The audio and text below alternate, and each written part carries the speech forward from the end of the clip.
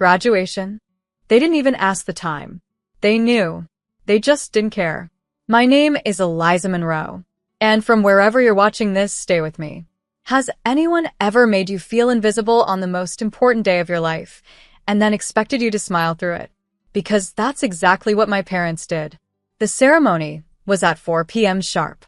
I'd spent years getting here, double shifts, sleepless nights, tutoring rich kids whose parents actually showed up to things.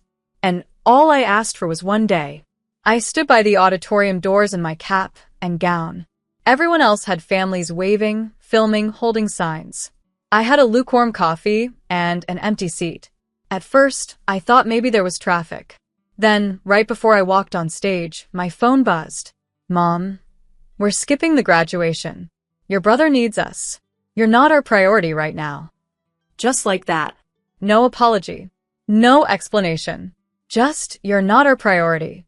I read it 4 times. Then I smiled, not because I was okay, but because something in me finally snapped into focus. For years, I'd bent over backward for them. Paid their bills when Dad got laid off. Worked 2 jobs while Mom found herself for the 4th time. Sent every extra dollar to keep their house from going into foreclosure. That house, the one I wasn't even allowed to decorate a room in. The one where my brother got a birthday dinner every year and I got leftovers with a candle stuck in them. The one where family game night meant me doing dishes while they played Uno with his friends. But this text? This was my diploma, not the one they hand you on stage. The one life hands you when it tells you they were never going to choose you. Stop choosing them. I didn't cry. I didn't call. After I walked the stage, I handed my diploma to my best friend Ava, hugged my professor, and drove home in silence. I went straight to my room, sat down at my desk, and opened the banking app where the mortgage autopay was set up. It was in my name. Because my credit score was the only one clean enough to qualify. Because when they begged, I said yes. I clicked cancel autopay. Then I wrote a note on a torn piece of paper and left it on the kitchen counter. You're right. I'm not your priority. So don't expect to be mine. Then I packed a duffel bag, grabbed my laptop, passport, and some snacks. And I left. No shouting. No door slamming. Just one final understood. I didn't expect anything to happen that fast.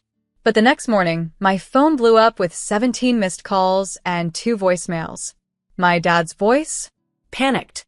Eliza. The bank's saying the account's frozen. What did you do? We can't access anything. The house. What's going on? I didn't answer. Because I was busy sipping coffee in a little downtown apartment I'd sublet with Ava. Surrounded by people who didn't just remember my graduation, they celebrated it like it was the Olympics. And that's when I realized I wasn't the broken one. I was just done being their free emergency plan. When I was 16, my dad sat me down at the kitchen table and said, "You're the responsible one, Eliza. That's why we need your help." I didn't know help meant signing over my future. At the time, my mom was in one of her spiritual phases. She'd quit her job at the clinic and decided she was going to start a YouTube channel about candle healing and moon cycles. Meanwhile, my younger brother Mason, the golden child, had totaled his second car and dropped out of community college to pursue music. He was finding himself, too. So, guess who got asked to co-sign the mortgage refinancing? Me. I had just turned 18. Barely had a credit score. But because I'd been working retail and filing taxes early, it was clean enough to qualify. "We'll only need you on paper," Dad had said. "You won't have to actually pay anything. It's just technical." What a lie. Within 6 months, I was covering partial payments. Then utilities. Then full payments. Because Mom forgot to send the check.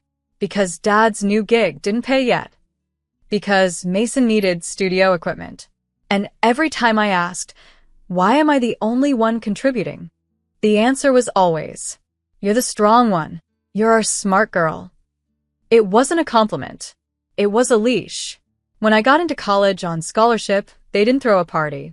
They said, "Oh, so you'll still be sending money home, right?" I juggled 2 part-time jobs while studying engineering.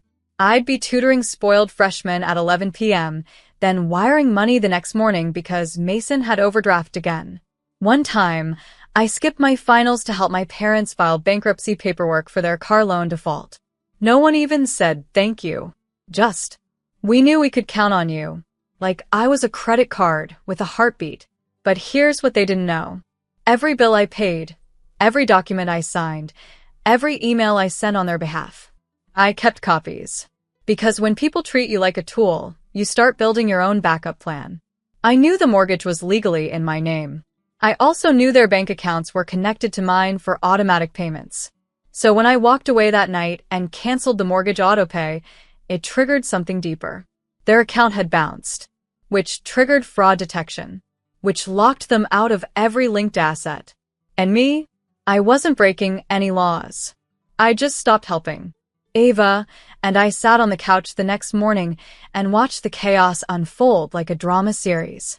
My brother posted on Instagram, "When your whole family's bank account gets frozen and no one knows why skull skull skull."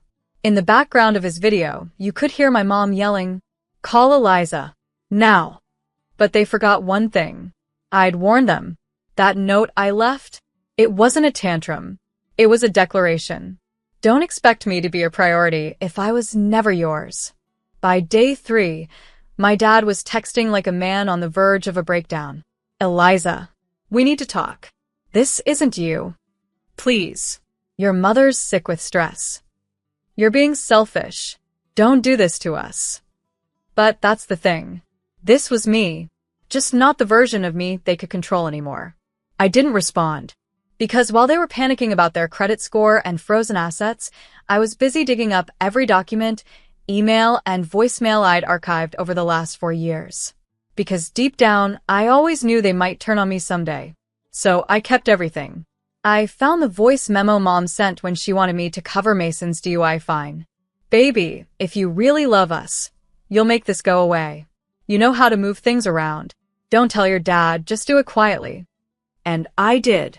I sold my textbooks that semester to afford it. Then I found the bank transfers. $4,800 to their mortgage in July. $3,200 in unpaid medical bills in August. $6,100 in total across 5 months. All while I lived off instant noodles and skipped winter coat shopping to buy Mason a new laptop after he accidentally dropped the last one. And the worst one? A message I'd buried in my email inbox from Dad. "Don't make us choose between the family and your education. That's not fair. You're lucky you even have the chance to go." That was sent the day I got my scholarship confirmation. I always thought if I just worked hard enough, gave enough, stayed quiet enough, they'd finally see me. But some people don't want to see you. They only want to use the parts of you that make their lives easier. So when their bank accounts locked up and the foreclosure notices started arriving in the mail and my brother tweeted, "Can't believe this is happening to MY family. We deserve better," I laughed. Because what they meant was, we deserve Eliza to keep saving us. But not anymore. This wasn't just about unpaid bills. This was about every birthday they skipped, every silent treatment they gave me, every backhanded compliment when I got an award, every time they said, "You're too emotional," when I begged them to just show up. I even remembered the night before my graduation. I texted the family group chat. "I graduate tomorrow. Hope to see you there." Not a single reply. Not even a thumbs up. And then the message that followed, hours later. "We're skipping. Mason needs us." They didn't even say congratulations. But now they needed me? Ava found me one night in the living room, surrounded by folders and screenshots, just breathing. Not crying. Not raging. Just breathing like someone finally found solid ground. "What are you doing with all this?" she asked. I looked at her and said quietly, "I'm building a timeline. If they want to come for me legally, I'll show them every time I paid to be loved." It started with a letter. Not a long one. Just a single, typed page, delivered by courier to my parents' address. "To whom it may concern. This notice is to inform you that the cosigner and financial guarantor of the property located at 711 Granger Lane has formally withdrawn all voluntary support, as permitted by the contractual agreement outlined in the mortgage terms. Effective immediately, repayment responsibilities now fall solely on the primary residence. It had no signature, but they knew exactly who sent it, because they knew what they had done. My phone exploded the next morning. 32 calls, 5 voicemails, one from my mother in tears, one from Dad trying to sound calm but already losing control. Eliza, listen, you made your point, okay? Now, let's fix this. Let's be adults. Adults? Adults don't say, "You're not our priority." Adults don't gaslight their daughter into silence and servitude and expect applause for it. I blocked them both. Because the plan wasn't just to walk away. It was time to remove my name from everything they tied me to, while still pretending they raised me. I met with a financial advisor Ava recommended. She was blunt, brilliant, and didn't ask for a backstory. Just numbers. We went through every joint account, every document I'd ever signed, every credit card they opened under my name, yes, even that, and started the process of severing every single tie. I filed identity misuse claims for the cards I never authorized, sent certified letters to lenders where they'd listed me as an additional income source. And I pulled my credit report and highlighted every transaction that wasn't mine. It wasn't revenge. It was reclamation. I was reclaiming my name. Meanwhile, I found out something interesting. The mortgage they'd refinanced with my help?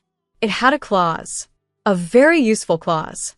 In the event of a primary contributor's withdrawal from repayment, the cosigner reserves the right to initiate for-sale proceedings if payments default within 90 days.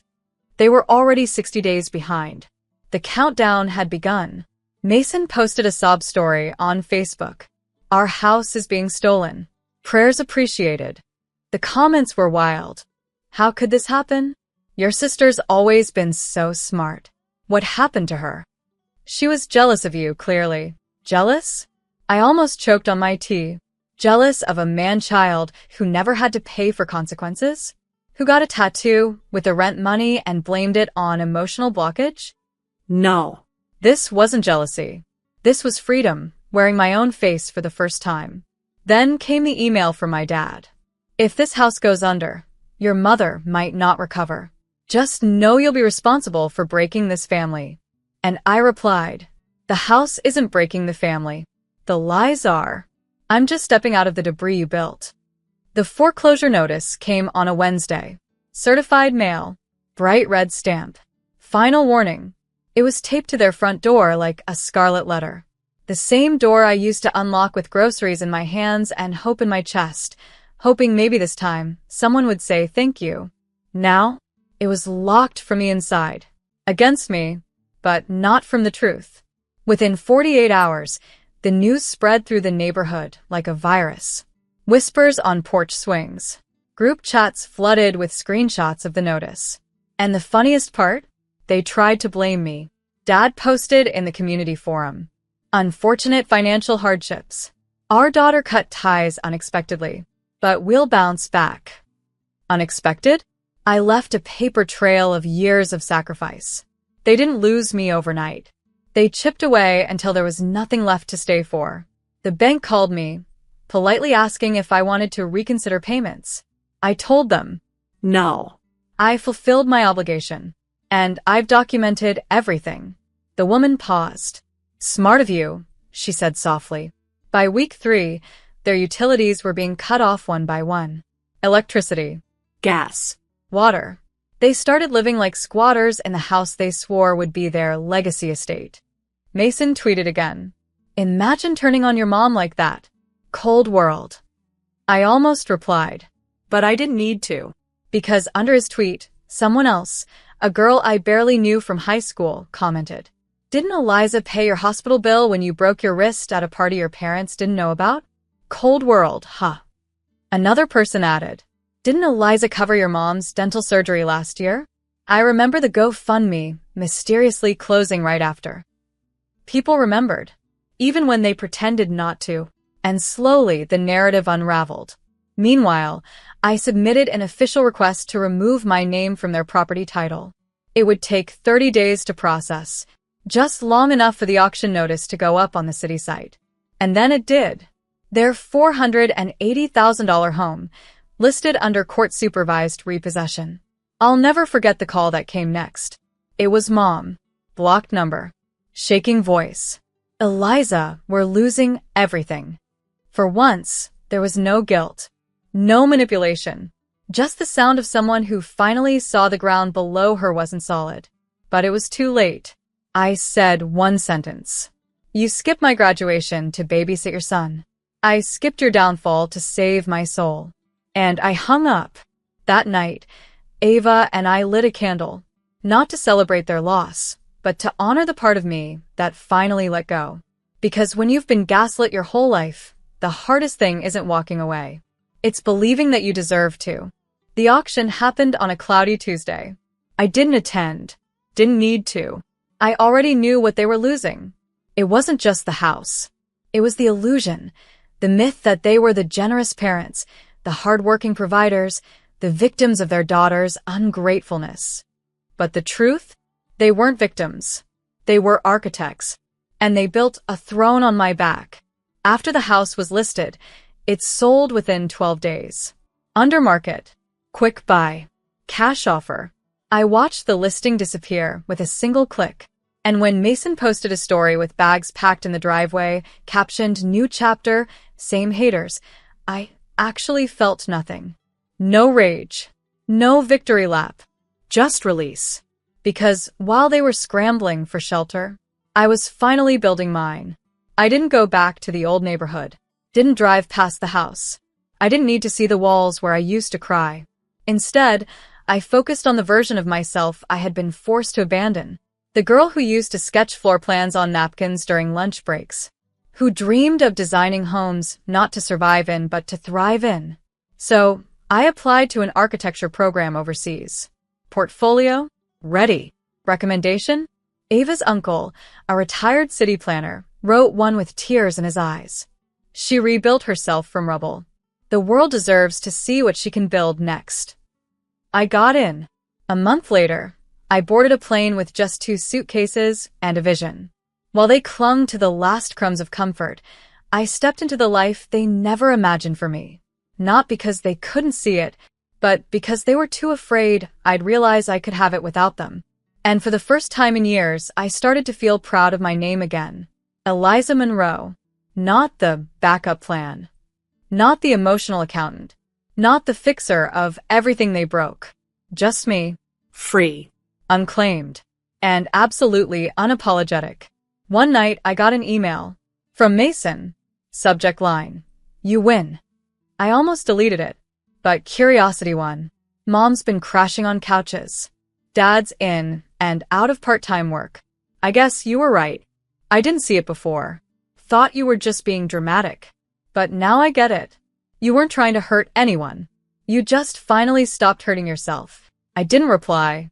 Not out of spite. But because some letters aren't for responding. They're just echoes of what you already knew. They only understood when it was too late. Paris. Not a postcard. Not a fantasy. But my new reality. Cobblestone streets. Open-air cafes. Architecture that breathed. Everywhere I walked, the buildings whispered stories, not of pain, but of survival. I found myself drawing again. Not because someone needed me to, but because I wanted to. My professors saw something in me that no one back home ever had. A voice. Not just in design and how I thought, how I observed the world. Your work carries emotion, one said. You don't just build structures. You build memory. And that made me think of the house I'd once saved 100 times. The one where I was never allowed to put a photo on the wall. How many girls live inside homes they're not allowed to belong to? How many women spend years holding up families that call them a burden the moment they stop serving? So I started sketching a new kind of project. A space for them. I pitched the idea to a local women's nonprofit. The Hearth Project. A transitional home for women estranged from their families, not just a shelter, but a sanctuary. Each room named after a word I had to reclaim. Worth. Voice. Rest. Fire. Home. The nonprofit approved it. then funded it, then gave me the green light to design it. Me. The girl who used to cry in the laundry room because her bedroom was given to her brother's gaming setup. Now building rooms for women like me with doors that never lock behind them. I sent Ava the first draft of the floor plan. She called me crying. Eliza, do you realize what you've done? You turned survival into art. You turned pain into shelter. Meanwhile, my name began to circulate. A feature in an architectural blog. A student award for transformational urban design. Suddenly, I was no longer someone's sister or someone's daughter. I was someone. One evening, I sat by the Seine, watching the sunset, holding a letter I hadn't opened yet. It was from my father. Handwritten. No return address. Just 3 words on the back. Please read this. I stared at it for a long time, and then I placed it inside my sketchbook, unbroken, unopened. Because forgiveness isn't always about hearing apologies. Sometimes, it's just choosing not to carry their words anymore. I looked up as the lights on the river flickered to life. And I whispered to the wind, "You told me I was a burden, but you forgot. A burden can become a beam if she learns to hold herself." It took me 2 years to go back. Not because I wanted revenge. Not because I missed them. But because I needed to prove something. To the version of me who once sat silent at the dinner table while they made jokes at her expense. To the girl who once baked her own birthday cake and still waited all night for someone to sing. I didn't go back for closure. I went back to witness my own survival. The house was gone. Sold to a retired couple who'd turned the lawn into a garden. Where chaos once reigned, now stood calm. I didn't knock. I didn't need to. I stood across the street and whispered, "You don't know my story anymore." I drove past my old high school, past the diner where I worked night shifts, past the clinic my mom quit because spiritual energy didn't pay well enough for her. Then I stopped at the community library, walked inside with a single folder under my arm. Inside were copies of the Hearth Project's blueprints, a full case study. I donated it to the architecture section, under a new plaque, in honor of the ones who built themselves. That night, I stayed in a small motel. 1 room, 1 suitcase, 1 self. And I finally opened the sketchbook. Inside was the letter from my father, still sealed. But I didn't read it. Instead, I tore a piece from the last page and wrote a letter of my own. To the girl they called selfish for choosing herself. I'm sorry it took so long to believe you were worth more than duty. I'm sorry I called survival ingratitude. I'm not her anymore. But I'll never stop protecting the piece of me that still remembers what she endured. I love you. I choose you. Every day. Eliza. I folded it. Slipped it between the pages. Closed the sketchbook with quiet hands. Back in Paris, the Hearth Project opened its doors. Women walked in carrying pain, but left carrying plans. One wrote a poem on the wall in room 3. They said I had nothing left, but I had my name. And it was enough. On opening night, Ava handed me a glass of sparkling cider and smiled. "What do you feel?" she asked. I looked around. At the lights. The warmth. The laughter that came from freedom, not fear. And I said, "I feel like the storm didn't drown me. It washed me clean." Final narration, as if Eliza is speaking directly to the viewer, quiet, steady, honest. They skipped my graduation like I was a footnote in their story. But I became the author of mine. I stopped paying for their comfort and started investing in my own peace. They called me a burden, but I carried generations of pain and still found a way to build light from the wreckage. This isn't a story about revenge. It's about reclamation. And maybe it's about a girl who finally became her own home.